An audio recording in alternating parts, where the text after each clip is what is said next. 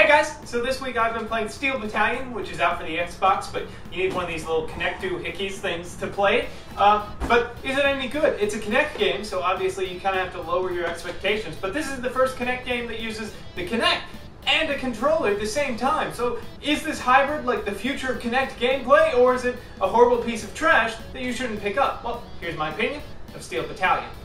The original Steel Battalion for the Xbox was kind of an interesting game because you had to buy the game plus this $150 controller with like 2 joysticks and like 2,000 buttons on it or some crazy number. This time around, they're ditching the $150 controller for a $150 Kinect. Unlike the joystick though, you can actually use the Kinect on other games. So the real question is, obviously, why have you always needed all this extra hardware in order to play a video game? Well, Steel Battalion tries to be a mechanized tank simulator. You're supposed to really feel like you're driving this giant tank.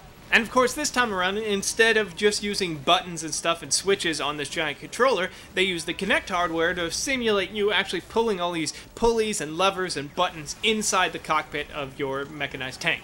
The story for Steel Battalion has something to do with, like, 70 years ago, some virus destroyed all technology and computers and stuff, so now we, like, live in World War II era times permanently, and the UN is, like, bad now and trying to take over the world or something? I don't know. So now it's up to you and some ragtag group of individuals to retake America from the United Nations, but you got these giant robots that are just like the robots that my grandfather used in World War II. So what's it actually like driving one of these mechanized tanks with the controller and the Kinect at the same time? Well, not so good.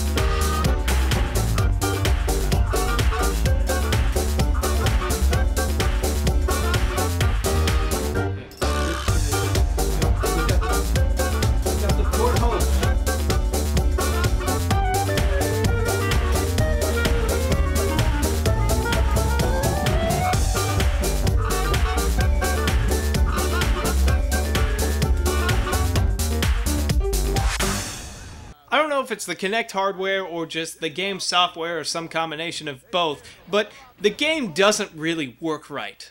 The cockpit is very cluttered with all these switches and levers that are all really close to each other, so the Kinect can never quite tell which one you're trying to grab, so you'd be hitting one thing when you're supposed to be hitting the other. None of that is all that new for a Kinect game, but while this is going on, you're trying to get that one lever that you need to pull, your AI buddies are yelling at you, and the enemy is firing at you and destroying you in like 2 hits. The combination of the really clunky controls and the just super hard gameplay makes it almost unplayable at points. And all of the switches and pulleys and levers and stuff inside the cockpit, for the most part, feel like busy work that you don't really need. Like they could have put all that stuff and mapped it on the 4 buttons and D-pad that they don't use at all, or maybe just not put in the game.